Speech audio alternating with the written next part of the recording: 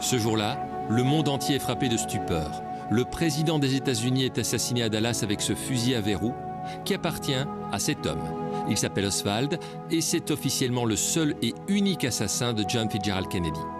Pourtant, un demi-siècle plus tard, on en doute encore. Alors, partons de ce que l'on sait. Ce 22 novembre 1963, à Dallas, le cortège présidentiel s'approche du lieu fatidique. Dealey Plaza et son dépôt de livres, où Lee Harvey Oswald travaille ce jour-là. Du 5e étage, le tireur attend sa cible.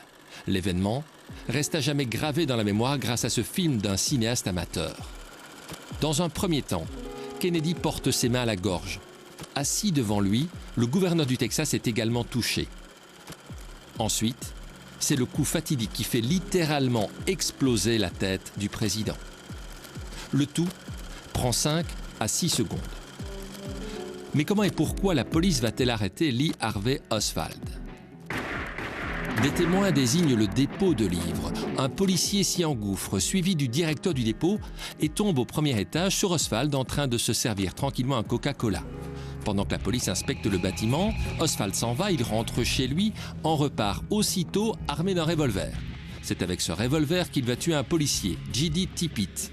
Il se réfugie alors dans un cinéma où la police de Dallas vient l'arrêter. 1h20 seulement après l'assassinat, la police tient déjà un suspect.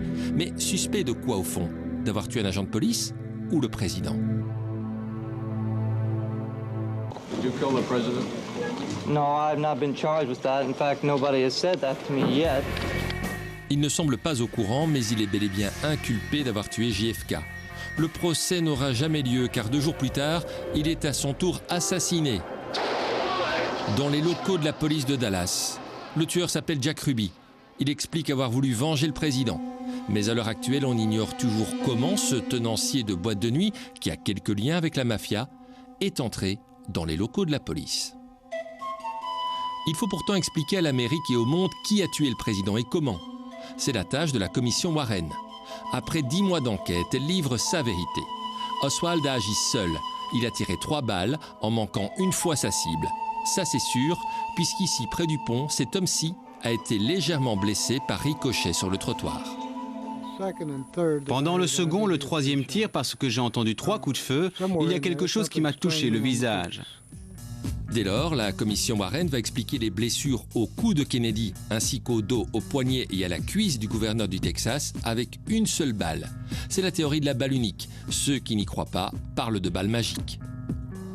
Reste le coup fatal qui accentue le doute. Sur le film du cinéaste amateur, la tête de Kennedy semble partir en arrière, un peu comme si le tir venait de face. Or, le tir attribué à Oswald vient dans le dos du président. Si on a tiré de face, c'est qu'il y avait au moins un second tireur. Mais s'il existe, on ne l'a jamais trouvé. Reste que la commission Warren semble avoir voulu à tout prix démontrer qu'il n'y avait aucun complot. Dans le contexte de l'époque, on peut le comprendre. Oswald se disait communiste, il avait séjourné en URSS. En cherchant d'éventuels complices, les autorités américaines craignaient sans doute d'accroître la tension avec les soviétiques et leurs alliés.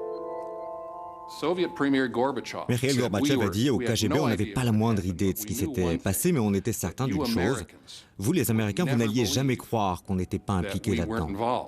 Et on s'attendait à ce que vous déclenchiez la 3e guerre mondiale en nous envoyant vos missiles. Alors, qui a tué JFK le 22 novembre 1963 à Dallas?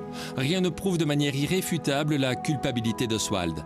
Mais rien ne prouve non plus l'existence d'un complot de la mafia, du FBI ou de Dieu sait qui. Et 50 ans après, on se dit qu'on ne connaîtra peut-être jamais la vérité sur un assassinat qui a traumatisé l'Amérique et le monde.